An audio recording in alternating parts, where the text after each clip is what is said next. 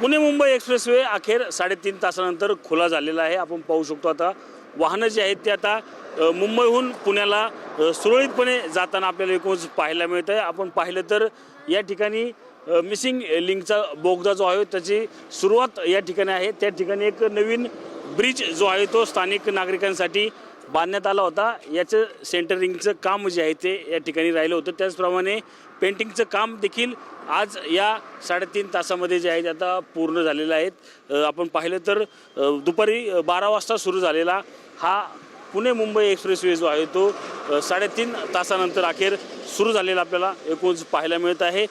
आपण पाहिलं तर काही दिवसांनंतर जे आहे ते आता या ठिकाणी हा मिसिंग लिंक जो आहे तो सुरू होण्याची शक्यता जी आहे आता वर्तवण्यात येत आहे।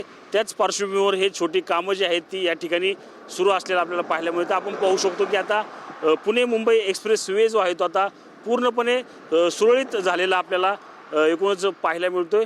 3.5 तास बंद असलेला हा महामार्ग जो आहे तो अखेर सुरू झाल्याचं चित्र आपल्याला पाहायला मिळत आहे।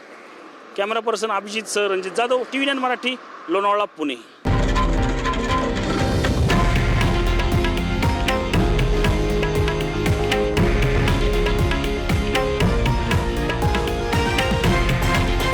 हे आहे देशातील नंबर 1 न्यूज नेटवर्क आणि आपण पाहत आहात TV9 मराठी, एकमेव।